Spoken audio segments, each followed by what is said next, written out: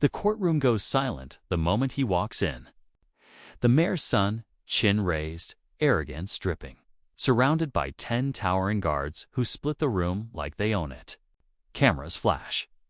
He doesn't just smirk at Judge Judy. He looks her over, scoffs under his breath, and mutters loudly enough for the front row to hear, "This old lady's going to judge me."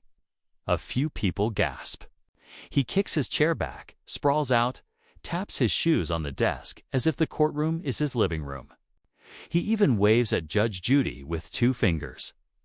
The kind of disrespect that would make most judges explode. But she doesn't. She simply raises one eyebrow because she knows something he doesn't. And in a few minutes, everyone will, especially when she reveals the one detail that wipes that smirk off his face faster than any gavel ever could. But before we jump in, tell me where you're watching from. And don't forget to hit that subscribe button. The metal chair screeches across the floor, a sharp sound that cuts straight through the murmurs. For a second, the whole courtroom seems to flinch. Judge Judy looks up, not fast, not startled, just precise.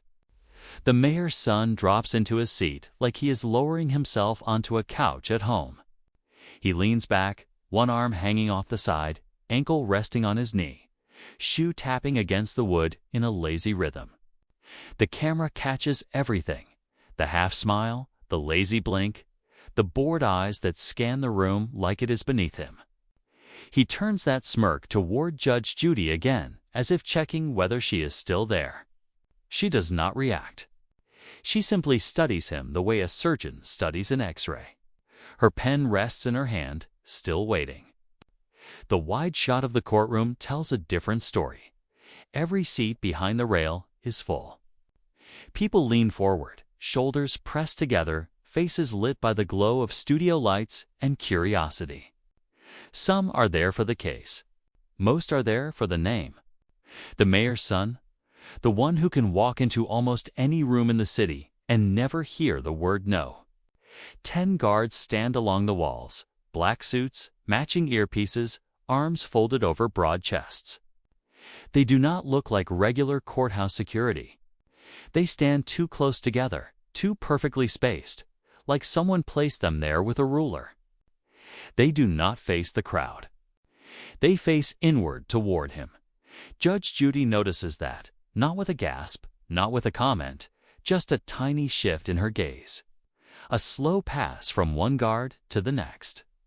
The camera follows that line, tracing the pattern like a quiet question at the plaintiff's table. A woman in her 30s clutches a folder against her chest. The edges of the papers inside are bent and worn from being handled too many times. Her shoulders are tense, her eyes fixed on the mayor's son, as if she still cannot quite believe that he is treating this like a game. He looks at her, then at the audience, then back at the bench. That same smirk returns. He shakes his head and lets out a small laugh. "This is ridiculous," he mutters, loud enough for the microphones to catch, but soft enough that he can pretend he did not mean for anyone to hear. A couple of people in the gallery glance at each other. One of the guards shifts his weight from one foot to the other. The plaintiff's fingers tighten on the folder until her knuckles pale. Judge Judy finally speaks. "State your full name for the record." He rolls his eyes. "You know who I am." Her eyebrow lifts just a fraction. The record does not. The son stares back, deciding whether to push or comply. The tension stretches thin and sharp across the room. Cameras zoom in on his face. The small twitch at the corner of his mouth, the slight flare of his nostrils. He gives his name, dropping his father's title like a weapon, waiting for it to land.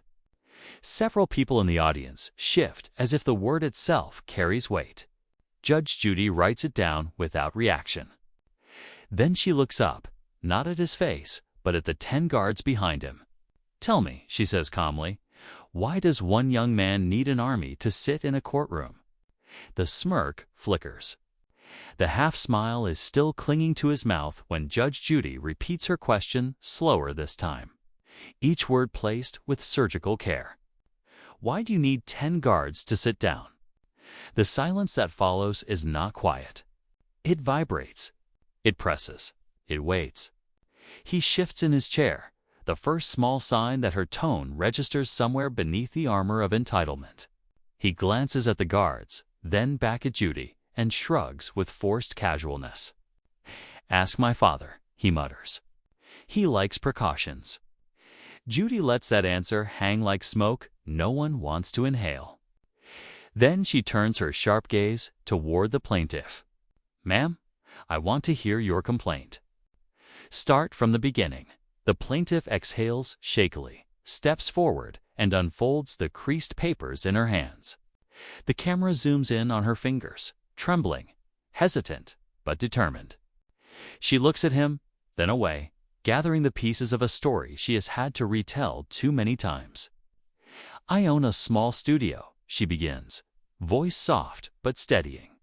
"Photography, mostly portraits and local events." He came in with friends, loud, disruptive, knocking things over. I ask them to leave respectfully. The mayor's son yawns loudly. A few audience members stiffen. Judy's eyes narrow a millimeter. The plaintiff continues. "He shoved a light stand. It fell. It shattered a lens that cost more than a month of my rent. And when I asked him to pay for the damage..." Her breath catches. She swallows. The room leans forward. One of his guards stepped toward me, then another. They boxed me in. He laughed and said, "Relax, sweetheart. Dad pays for everything." The mayor's son chuckles again, leaning back. It was a joke. She's exaggerating. Judy's voice slices clean through his dismissal. "You will speak when spoken to." He bristles, but the sound of authority shuts him down faster than he expects. His jaw flexes, irritation flashing across his face like a strike of lightning he cannot control. The plaintiff nods gratefully and continues. "I called the police. They never showed." The report was closed before anyone visited the studio. A wave ripples through the audience. Soft gasps, exchanged glances, growing recognition of what kind of story this is becoming. Judge Judy does not react outwardly, but her pen stops moving. She looks at him again, this time with a level of scrutiny sharp enough to peel back layers. "You felt this complaint was beneath you?" She asks quietly. He shrugs, lifting his chin. "It is beneath me. I mean, look at this." "You think my father has time for your father is not on trial?" Judy interrupts. "You are." His smirk flickers. A tiny, nervous misfire that betrays something he did not mean to reveal. Behind him, one guard shifts his stance. Subtle, too subtle for most. Not subtle enough for her. Judy leans back slightly, eyes sliding across the synchronized line of black suits again, watching the way they move. Not like bodyguards, but like men trained to follow orders, not instincts. Then she turns to the mayor's son. "I have one question," she says, voice firm but quiet. "Why did your father insist on sending 10 guards for a civil complaint he considers insignificant?"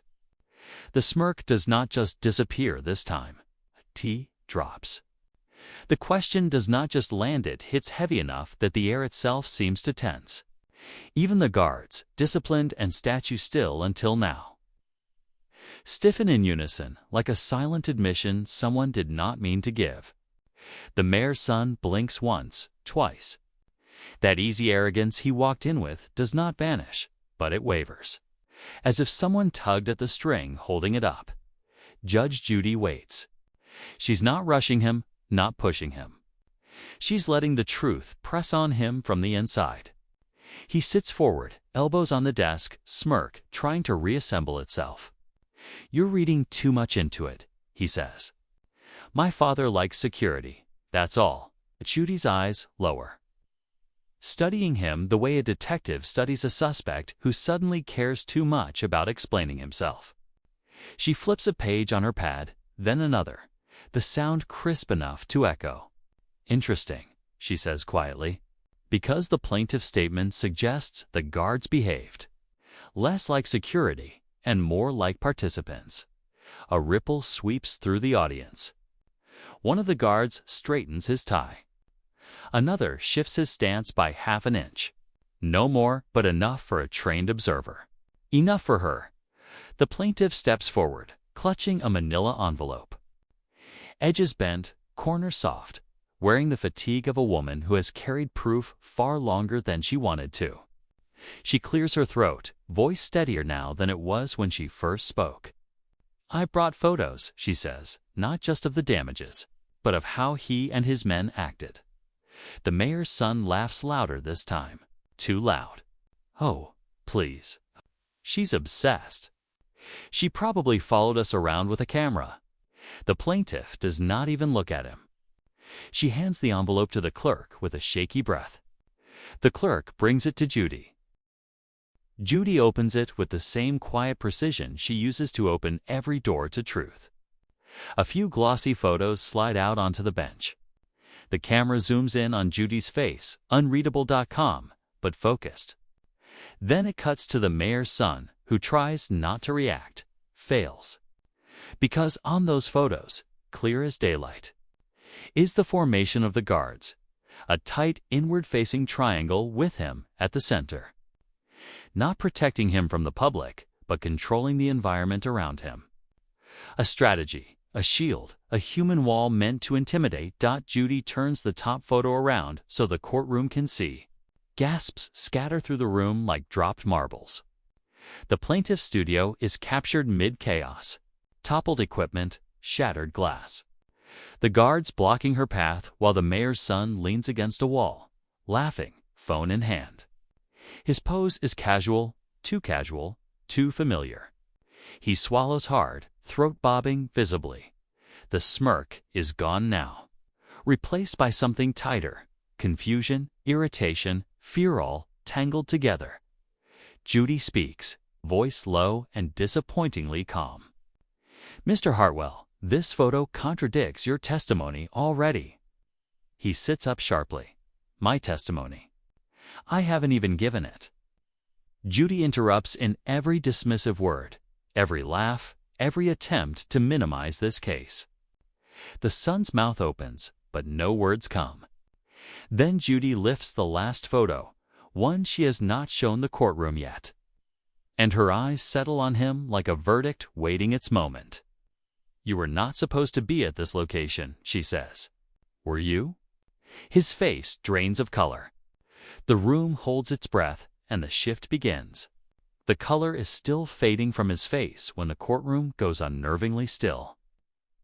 As if everyone feels the ground shift beneath this case. Judge Judy does not raise her voice. She does not lean in. She simply sets the final photo down on the bench with a quiet tap that sounds louder than any gavel strike. "Mr. Hartwell," she says, tone measured. "Tell me again why you were at the plaintiff's studio that afternoon." His mouth opens. Nothing comes out. A flicker of panic darts across his features before he smothers it under forced bravado. "I already told you I was with friends." "We were just no." Judy cuts in. "You told me you were invited. Yet this photo was taken in a location where you had no scheduled appointment, no booking, no record of communication with the business." The plaintiff watches him with a mixture of hurt and resolve, her hands twisting together as though bracing for whatever lie he tries next. He shifts in his chair, glancing toward the guards for backup, but none meet his eye. Not anymore. Their stoic professionalism suddenly looks brittle. Judy flips the photo over, revealing something scribbled on the back, a handwritten timestamp verified by the studio's system. "You claimed you were across town when this incident began," she continues. "Yet this timestamp places you at the scene 30 minutes earlier than your statement indicates." A murmur rolls through the audience. The son's jaw tightens so hard his teeth might crack. That timestamp means nothing.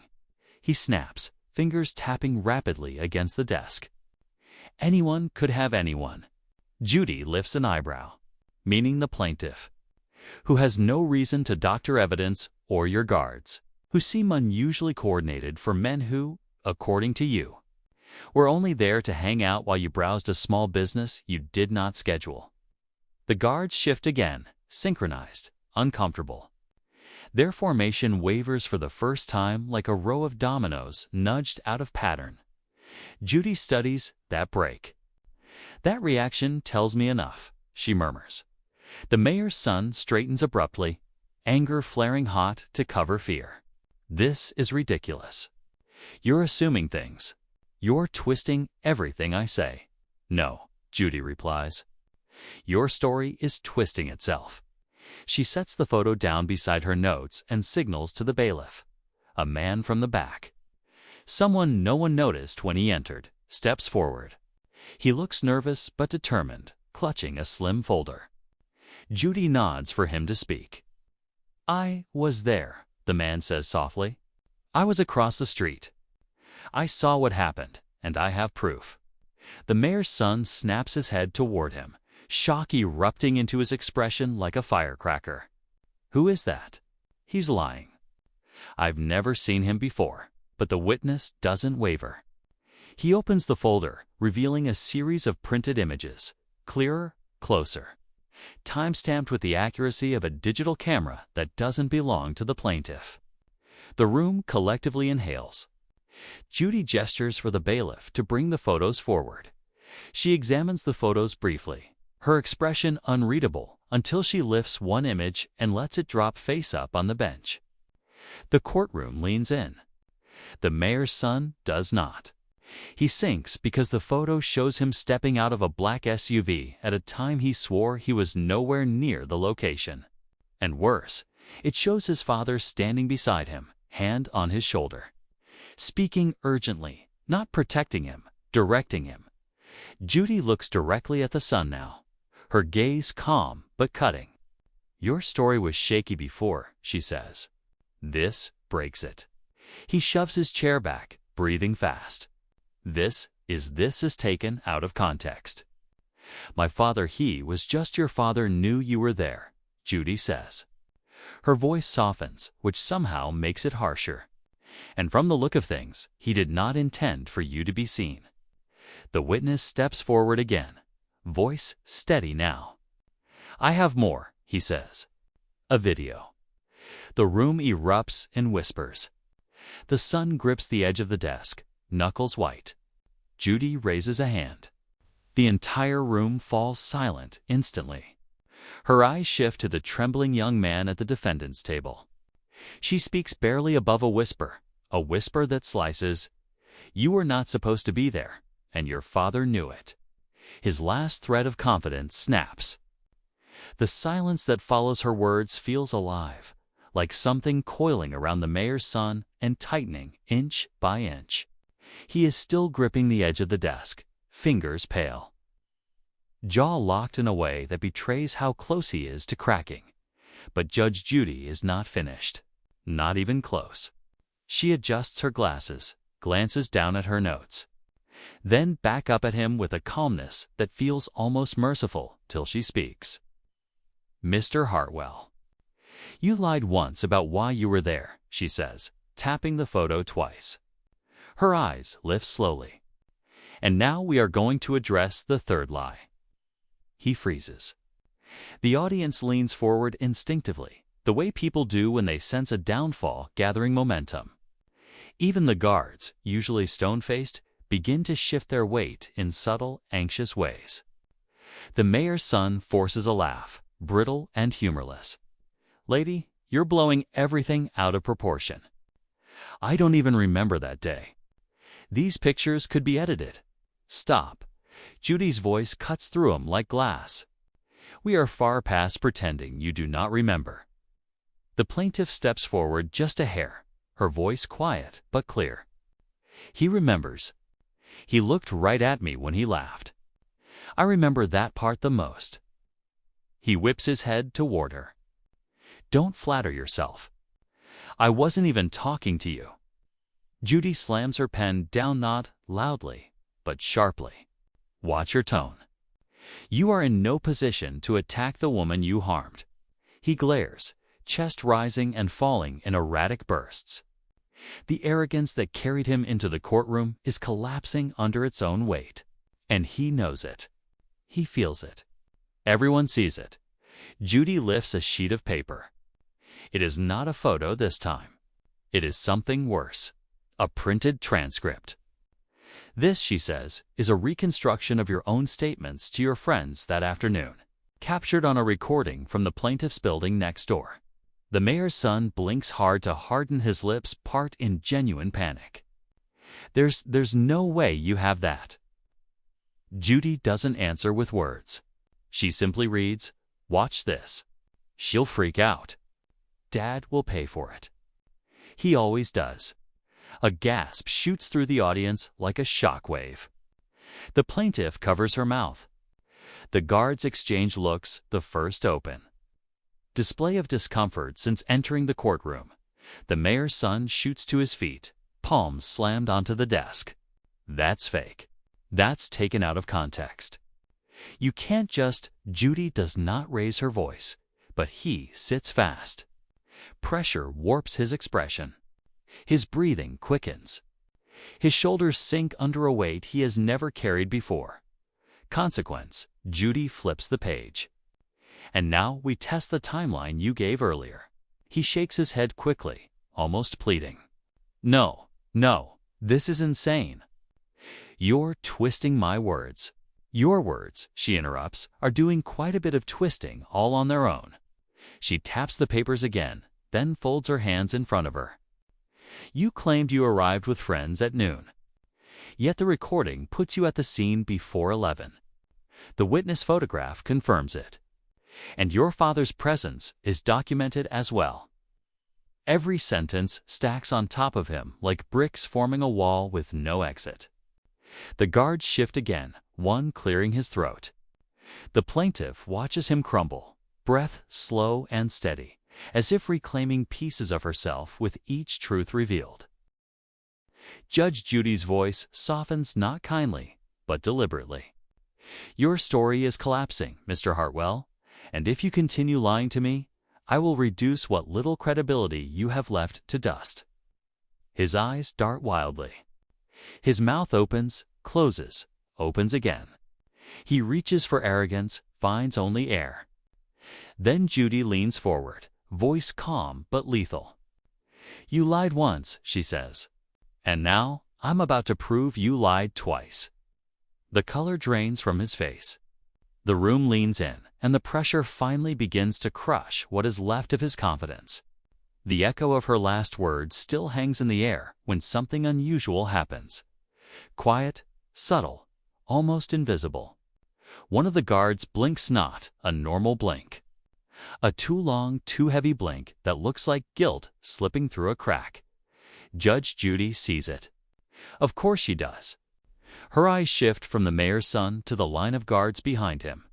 10 men, 10 stiff postures, 10 attempts at neutrality. But now one of them is betraying the entire formation with the smallest twitch of conscience. Judy taps her pen once a pinpoint of sound. The guard who blinked straightens, jaw tightening. Your story, she says, turning her gaze back to the sun, depends on these men being silent. I want to make sure they understand something before we proceed. His head snaps up. What? They have nothing to do with this. That, Judy says softly, is what worries me. She stands not abruptly, not dramatically, but with the quiet authority of someone who knows the room is already hers. Her eyes lock onto the guards. All 10 of you were present during the incident. All 10 of you accompanied him today. That means all 10 of you are witnesses. A wave of attention moves through the guards like wind brushing tall grass. The mayor's son whips around in his seat. No, they're not speaking. Dad said. Judy raises a hand. The entire courtroom freezes. Even he stops mid-sentence as if yanked by an invisible leash. Do not finish that sentence, she warns. Your father's name will not shield misconduct in my courtroom. The plaintiff watches with wide eyes, her hands clasped tight as if afraid the moment might disappear. Judy continues. voice even but sharp. What your guards say or refuse to say may decide whether this case remains simple or becomes something much larger. The mayor's son stares at her like a trapped animal. You can't threaten them. I am not threatening them, she replies coolly. I am offering them the chance to tell the truth before it swallows them. And then she looks directly at the guard, who blinked. Not aggressively, not accusingly, just knowingly. You, she says, step forward. A ripple of shock cuts across the courtroom. The guard hesitates a rare crack in a trained facade, then steps out of formation. His boots echo against the floor like stones dropped into still water. He stops beside the desk, rigid but breathing too quickly. Judy studies him. Did you witness the defendant damage the plaintiff's property? The guard swallows, glances at the mayor's son, glances at the other guards, then looks down at the floor as though it might offer him a way out. The mayor's son hisses under his breath, "Don't you dare." Judy hears it. So does everyone else. "Mr. Hartwell," she snaps, "you will not intimidate a witness in my courtroom." The guard flinches not from Judy, but from the truth of that sentence. He knows she sees everything. Judy softens her tone by a hair. "Sir, you are not on trial today. But if you lie, or if you allow someone to pressure you into lying, that may change." His breath stutters, and then he speaks, barely above a whisper. "We were told to stand close to block the exits." The courtroom erupts, gasps, murmurs, disbelief. The mayor's son bolts upright. "That's not true. They misunderstood." Judy slams her gavel once. Silence slams harder. "No one misunderstood," she says, her voice a blade. "You used those guards to intimidate a civilian. And now your own men are beginning to tell the truth. You worked so hard to bury this." The guard who blinked looks torn between fear and relief. Though he's been carrying this weight far longer than today. Judy steps closer, lowering her voice. "Answer me plainly. Who gave the instruction to block the exits?" He closes his eyes. His lips tremble. And then he did. The mayor's son's chair scrapes backward in outrage. "You traitor." But Judy's voice cuts through the chaos, steady, cold, absolute. "Enough." She turns back to the guard. "Now tell me, do you want to fix this now, or collapse under him later?" The guard lifts his eyes, and for the first time today, someone besides Judge Judy holds the power of truth. The cracks around the mayor's son widen into fractures. The guard's confession vibrates through the courtroom like a struck chord that refuses to fade. For a moment, no one moves. No one breathes. Even the cameras seem to steady themselves, as if realizing they are witnessing the moment the tide turns. Judge Judy doesn't smile. She doesn't gloat. She simply exhales slow, controlled the way someone does when the truth finally pokes a hole through a long-standing lie. "Thank you," she says to the guard.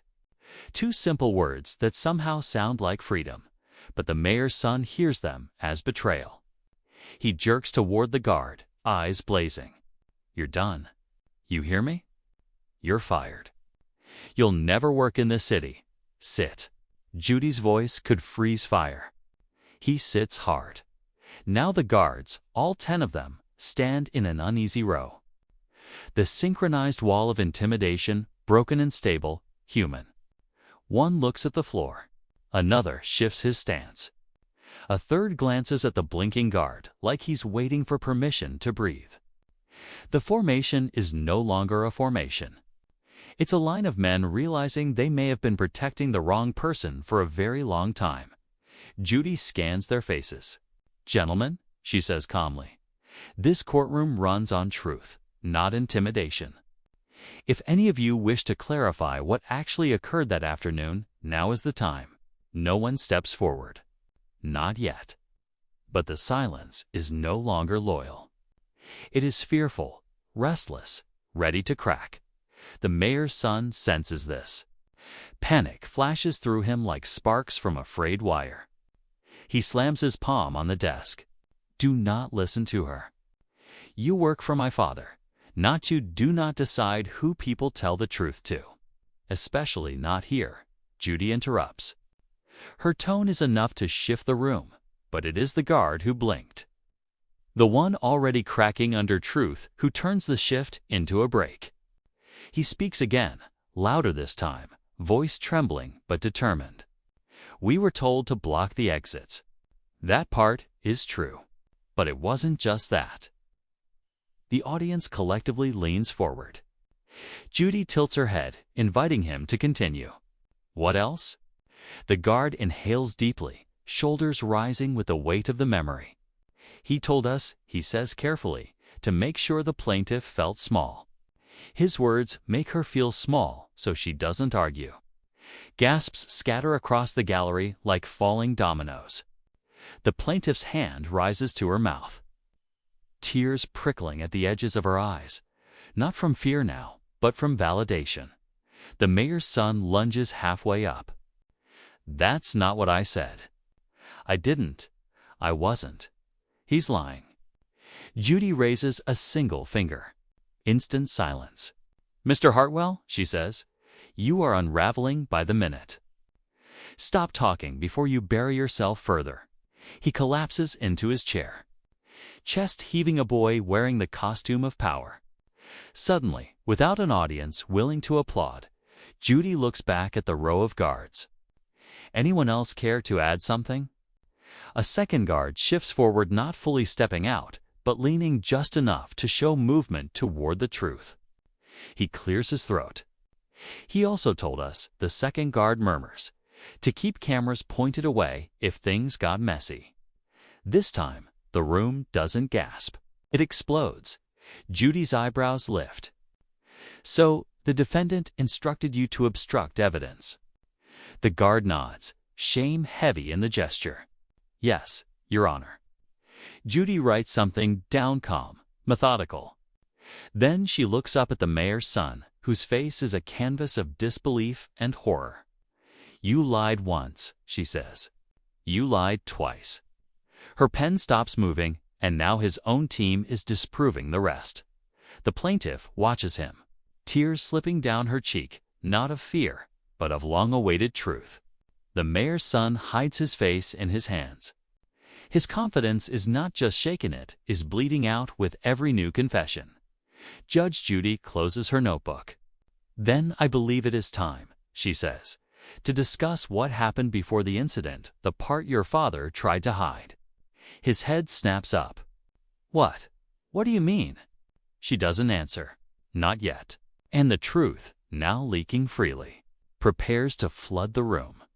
The courtroom holds its breath as Judge Judy reaches for a sealed, cream-colored envelope, resting beside her notes.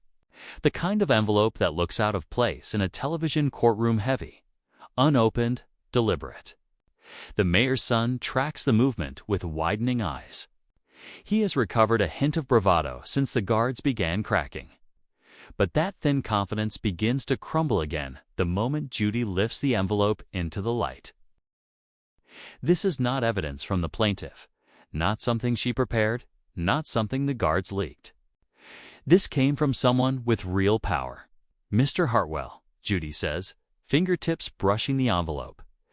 This document was sent directly to my chambers before the hearing. He straightens abruptly, face twitching.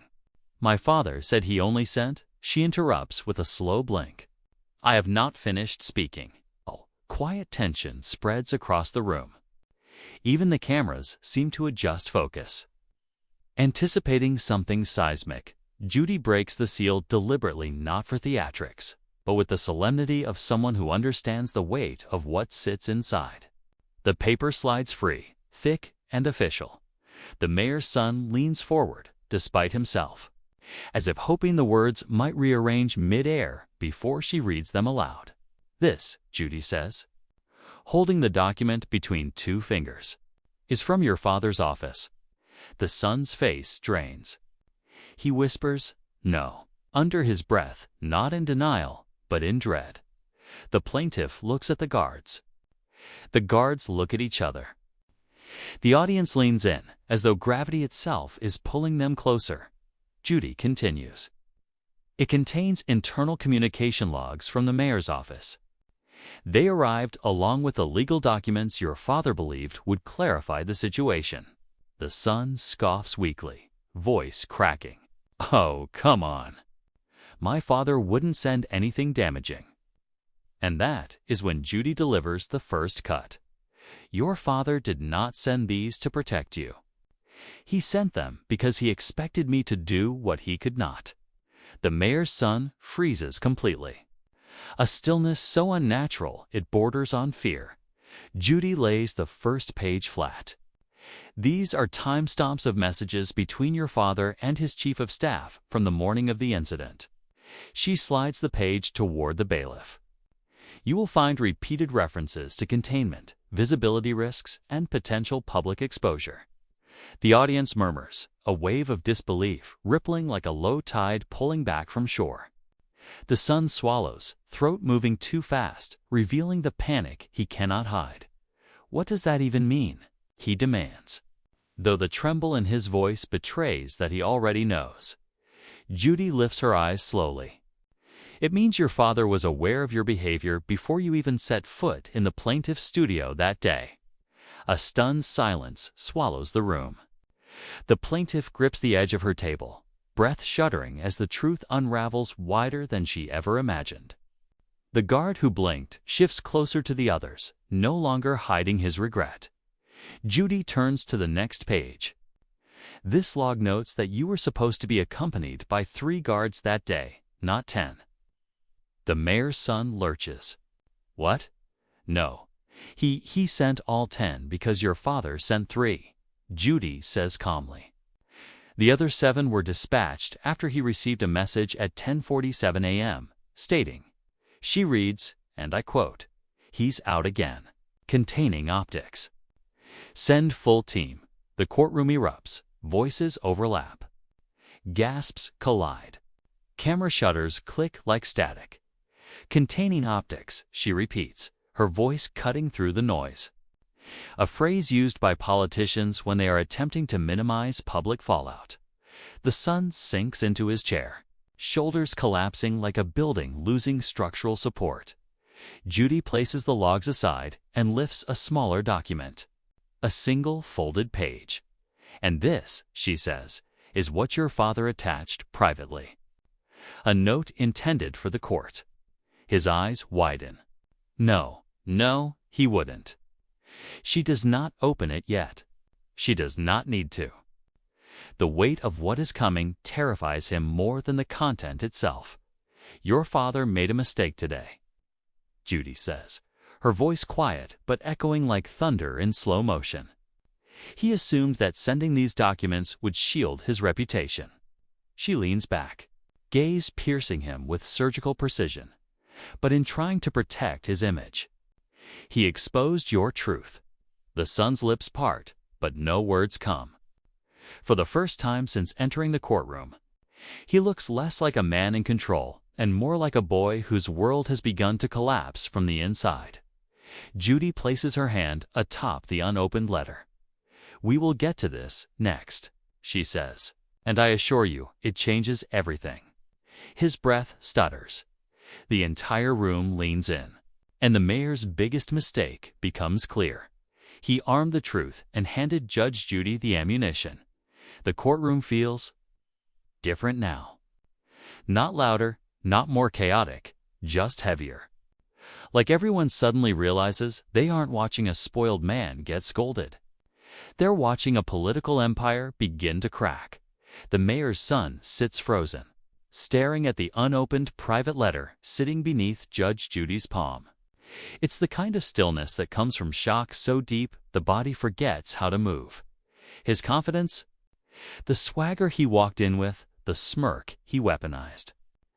The entitlement he wrapped himself in, leaked out of him like air escaping a punctured tire. Judge Judy lets the silence stretch. She knows silence isn't empty. It's revealing. And right now, the mayor's son is revealing everything.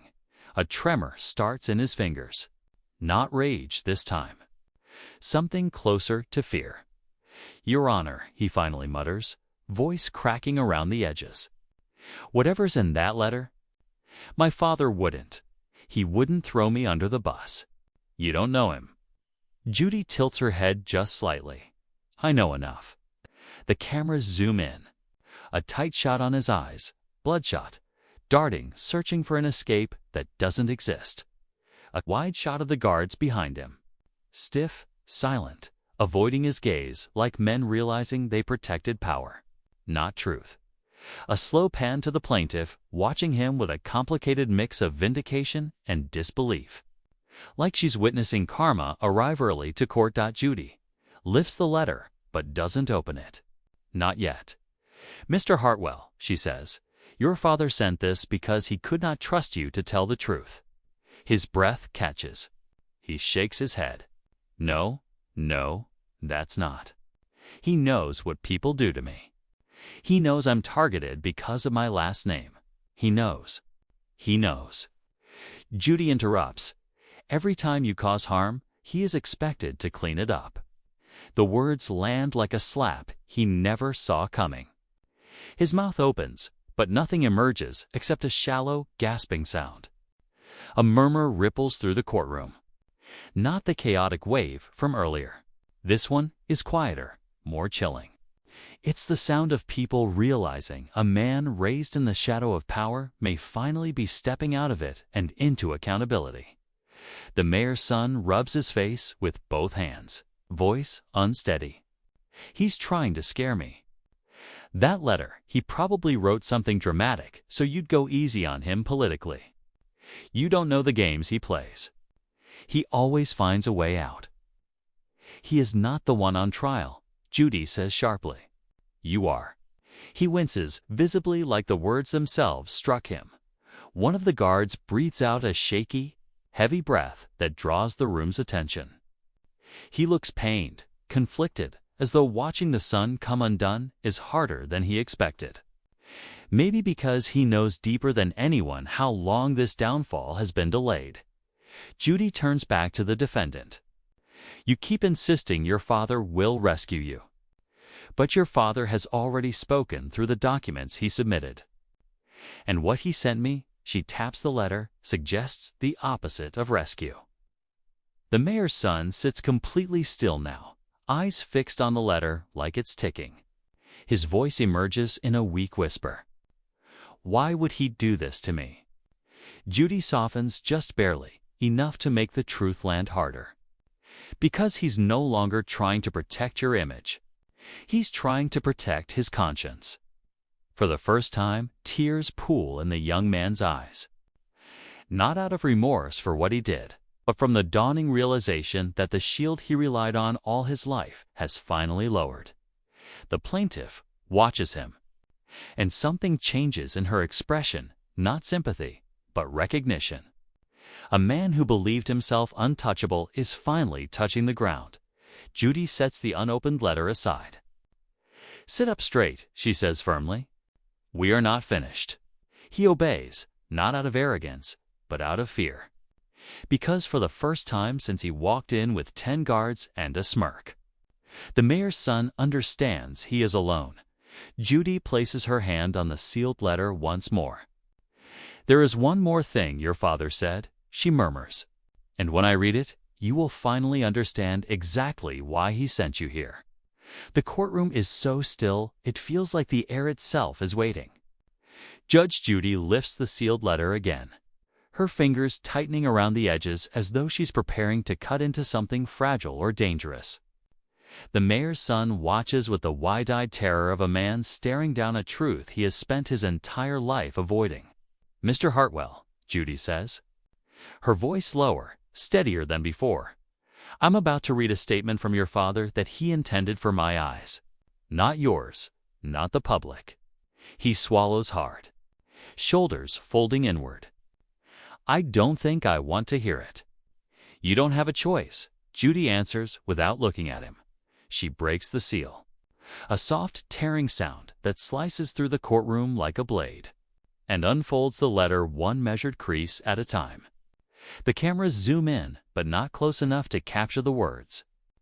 The audience leans forward, breaths synchronized in anticipation. Judy reads silently at first. Her brow tightens. Her lips form a thin line. Her eyes flick upward to study the mayor's son, not with anger, but with something closer to recognition. When she finally speaks, her voice has changed. It is quieter, heavier. "This," she says, lifting the page slightly, "is difficult, and I imagine it will be difficult for you to hear." He braces himself, gripping the edge of his desk like it might keep him from collapsing. Judy begins, "Your Honor, I send this letter because my son no longer believes consequences apply to him. I fear I've created that. I've shielded him for too long, excused him for too long, and allowed my office to cover behavior that, if done by any other young man, would have resulted in serious penalties." A tremor rolls through the courtroom. The plaintiff's eyes widen. One guard shifts uncomfortably, eyes lowered. The mayor's son sits frozen, as though his father's words are chiseling cracks into armor he thought was impenetrable. Judy continues reading.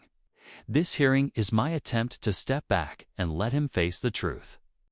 Not to humiliate him, but to save him. Because if he does not learn accountability now, I fear he never will." A soft gasp leaves the plaintiff, not triumphant. Stunned, the guards exchange glances, understanding dawning that this moment was never about protection. It was about confrontation. He shakes his head rapidly, tears collecting but refusing to fall. "No, no, that's not. He wouldn't say that about me publicly. He loves me." Judy lowers the page slightly. "This letter is not public, but it is honest." He looks shattered. Not angry, not defiant, just broken. Judy resumes reading, her voice gentler, but no less firm. "If he shows arrogance, it is because I rewarded it. If he shows cruelty, it is because I allowed him to avoid repair. And if he feels untouchable, it is because I made him so." The words echo like confession and indictment, all in one.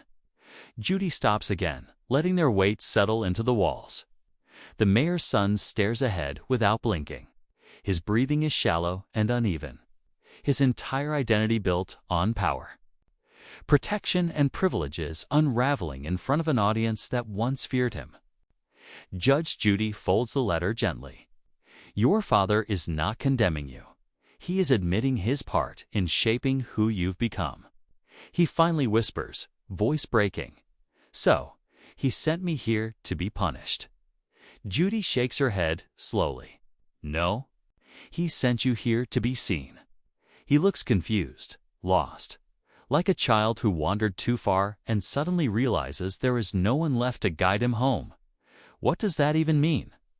"It means," Judy says, leaning forward, "your father knows that as long as he shields you, you will never stop hurting people, including yourself." His composure collapses.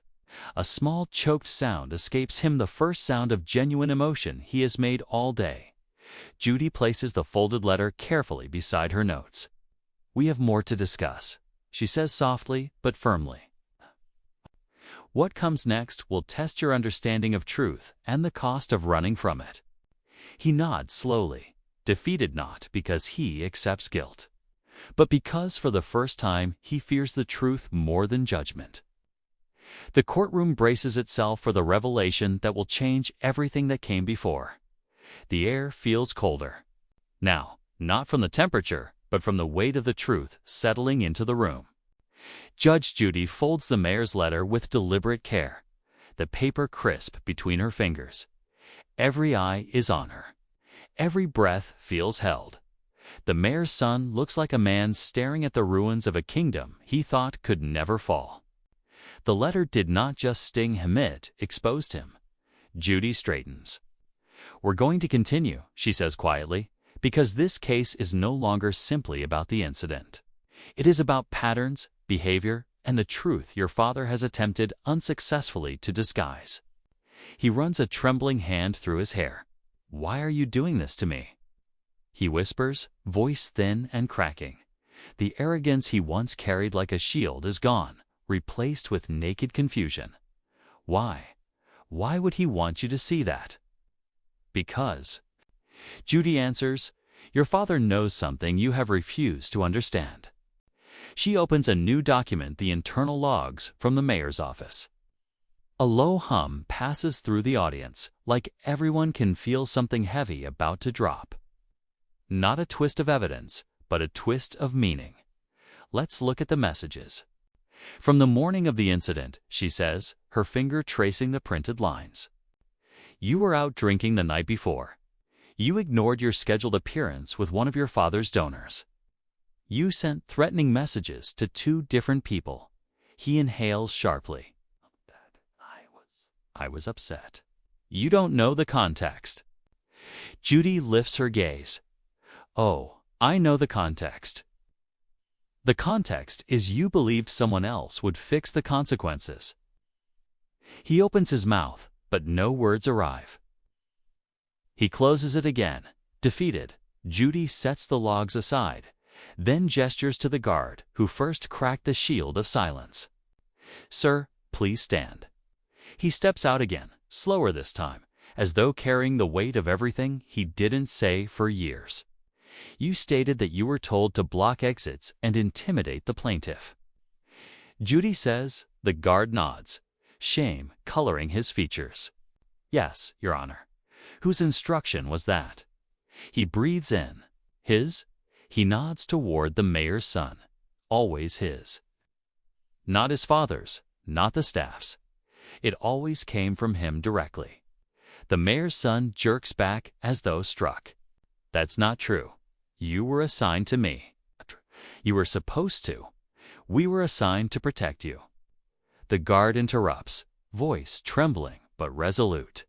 But we were also expected to clean up after you. Another guard steps forward, the second who had spoken earlier. He lifts his chin. It wasn't protection, he says. It was containment. A ripple of stunned shock rolls through the audience. Judy leans in. Explain. The guard's voice is heavy with years of buried truth. He told us to stay close because he knew he'd start something. He always did. We weren't protecting him from anyone. We were protecting others from him. The mayor's son shakes his head violently. You're lying. You're all lying. Dad would never, never. Judy interjects, calm and cold. Your father knew you were a liability. His face collapses not in anger, but in grief. A grief so raw it tears right through the mask he has worn all morning. No, he whispers. He promised he'd handle everything. Judy nods slowly. Yes, he handled things for years, but handling Mr. Hartwell is not the same as helping. The plaintiff watches him with a new expression, not sympathy, not forgiveness, but understanding. Understanding that the man who terrorized her was not just powerful. He was broken beneath the weight of unearned privilege and unchallenged behavior. Judy opens the final page of the letter, a short line handwritten at the bottom. She reads it aloud. Please, Your Honor, if he learns anything today, let it be that truth is not an enemy he can outrun. The mayor's son closes his eyes as the words land, shoulders collapsing inward entirely. He looks younger, suddenly not 20-some, not arrogant, but small. A boy who grew into a man without ever growing any accountability. Judy sets the papers down and speaks softly. Your father did not send these documents to destroy you. He sent them because he finally realized that protecting you was hurting you more. He lifts his head, eyes red, breathing uneven. So, he sent me here to lose. Judy shakes her head gently. No, he sent you here to change. The courtroom falls still again, not from tension this time, but from the weight of a truth that reframes everything that came before. Judy closes the folder. And now that we understand who protected you and why, she continues, it is time to face what you actually did to the plaintiff. The mayor's son looks up, defeated, bracing for a truth no one else can shield him from. The cameras do not blink. They do not look away. They catch everything. Every tremble in his fingers. Every wobble in his breath. Every crack forming in the mask he walked in with. For the first time, he realizes he is no longer being watched. He is being seen. Judy closes the file with a soft thud, final in a way that makes him flinch. Her expression remains calm, but it is the calm that comes after a storm has stripped away all pretense. Now, Zhu says, measured, we return to the incident itself. The one that brought the plaintiff here today. He drags a shaky hand down his face. I told you, he mutters, voice thin.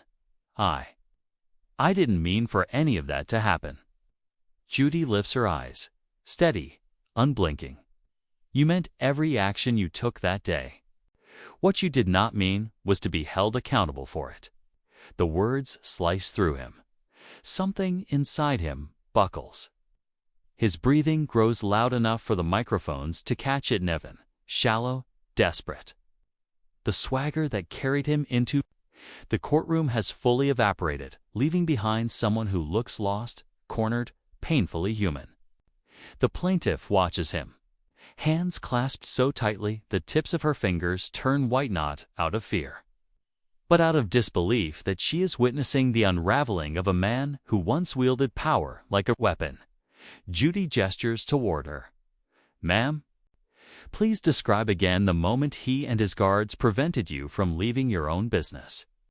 The plaintiff nods and steps forward. When the light stand broke, she begins quietly. I asked him to step aside so I could get the broom. Her voice trembles, but she forces herself to continue. He blocked the doorway with his body, and the guards formed a wall behind him. I couldn't move. I felt trapped. The mayor's son winces, lowering his head as though the memory physically wounds him. I didn't realize he begins. Stop, Judy cuts in sharply. You realized. You just didn't think it mattered. His shoulders collapse inward. A small, broken whisper escapes him. I thought she was exaggerating. A soft wave of disbelief ripples through the courtroom, not because of what he said, but because of the way he said it. Gone is the arrogance. Gone is the mockery. What remains is a boy facing the truth without the luxury of excuses. Judy leans back, studying him. You instructed your guards to make her feel small. He squeezes his eyes shut, jaw trembling. Yes. The admission is barely audible. But I didn't think. I didn't think it would matter this much. It mattered to her, and it matters to this court. Judy fires back. The cameras zoom in. A tight frame on his face captures the moment the emotional dam begins to give. His mouth quivers. His hands shake. His chest rises and falls in jagged, uneven motions. The guards stand rigidly behind him, but their expressions are different now. No loyalty. Just discomfort. Pity even. As they watch a man crumble who once believed he was unbreakable. The plaintiff wipes a tear from her cheek, her voice softening. You laughed, she whispers. When I begged you to step aside, you laughed at me. His face contorts, pain, shame, and regret tangled together in a raw, messy expression. I'm sorry, he murmurs, barely above a breath. I'm actually sorry. I wasn't then, but I am now. The apology hangs in the air, fragile, imperfect, too late to undo anything, but real enough to shift the room.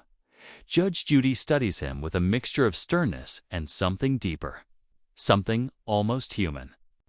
Mr. Hartwell, she says, remorse means nothing until it faces consequence.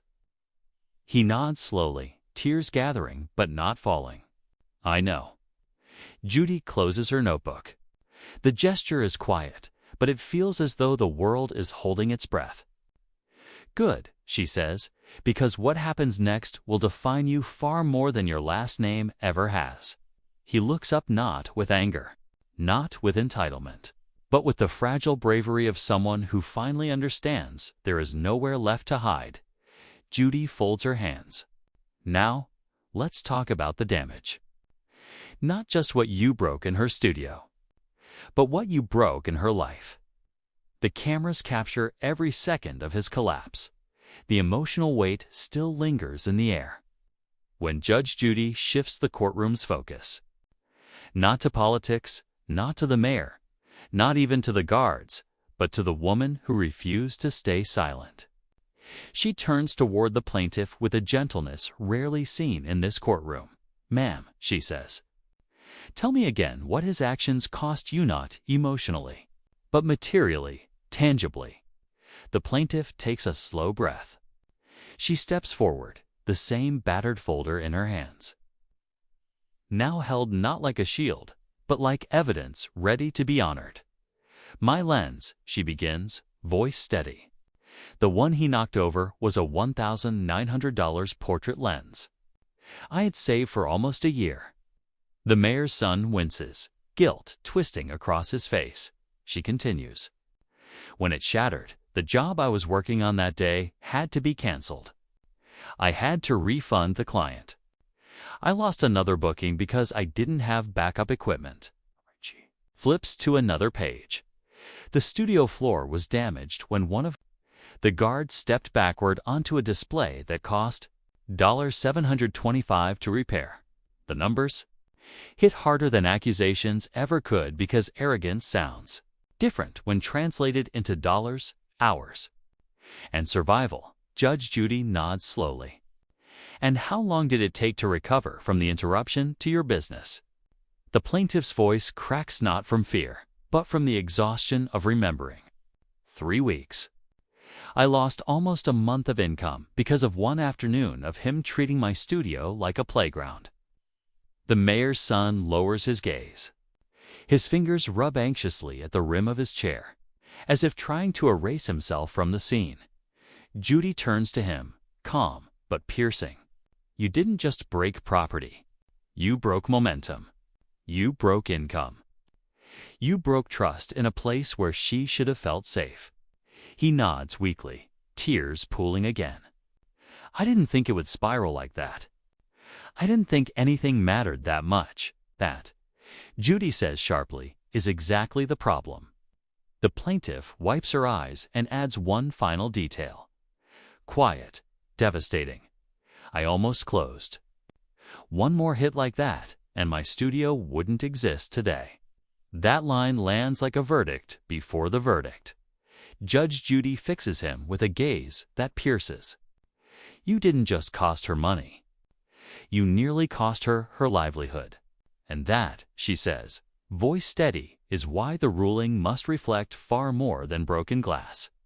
The courtroom feels different, now charged. Electric, humming with the unmistakable awareness that what Judge Judy is about to say will echo far beyond these walls. This is no longer just a case. It is the moment a powerful family's carefully protected reputation meets accountability head-on. Judge Judy sits straighter, folding her hands atop the bench. "Mr. Hartwell," she begins, "we have gone through your actions, the plaintiff's losses, your guard's testimony, and your father's letter. All of it leads to one unavoidable conclusion." The mayor's son swallows, throat tight, shoulders slumped. He already knows instinctively that the blow coming is not aimed solely at him, but at the political pedestal he was raised upon. Judy continues, voice cutting through the tension like steel. "You walked into a small business and treated it as disposable. You used intimidation as entertainment. You employed Guard City paid guards to exaggerate your authority and silence someone who dared challenge you." Every word lands like a hammer. The guards behind him lower their eyes. The plaintiff presses a trembling hand against her chest. The audience holds its breath, and worst of all, Judy adds, voice sharper still, "You did all of this believing your father's office would erase the consequences, just as it has so many times before." The mayor's son closes his eyes. That truth hurts more than anything in the evidence pile. Judy leans forward, her voice sharp enough to carve through the tension. This court does not bend for titles. It does not kneel for family names, and it does not suppress justice to shelter political careers. The courtroom murmurs softly, stunned, reverent. Judge Judy lifts her gavel slightly, not high, but with unmistakable purpose. "What you did," she says, voice calm but unyielding, "goes beyond civil misconduct. It enters the realm of abuse of power, misuse of city resources, and coordinated intimidation." The mayor's son's breathing quickens. "My father didn't know everything," he whispers. "He knew enough," Judy interrupts, "and I intend to ensure the appropriate oversight bodies know as well." Gasps scatter through the room. Even the cameras seem to freeze. "I will be forwarding the full record of today's hearing," she continues. "Unwavering, including witness testimony, internal logs, and your father's letter to the Ethics Commission and all relevant supervisory agencies." The words land like hammers. Not just on him, but on the illusion of his father's spotless career. The family image carefully curated for decades, now trembling in the light of truth. Judge Judy lowers the gavel, letting it hover like dust settling after a controlled demolition. "This verdict," Lee says quietly, "is not just about you, Mr. Hartwell. It is about every person who has ever believed that power is protection." She raises the gavel fully now. The room still has a held breath, and before I strike this bench, she continues, "There is one final consequence you must hear." The gavel hangs in the air, suspended in a moment so silent it feels sacred. The mayor's son sits motionless, eyes glassy, chest rising in shaky, uneven breaths. The arrogance he once wore like armor is gone. What remains is a young man stripped to truth, fragile, humbled, exposed. Judge Judy speaks with the quiet force of inevitability. This court finds in favor of the plaintiff. "You will pay full restitution for all damages, as well as additional compensation for intimidation and emotional distress." He nods. Not in defiance, not in reluctance, but in acceptance. "I understand," he whispers. Judy isn't finished. "You will also deliver a formal apology, direct, sincere, and on record.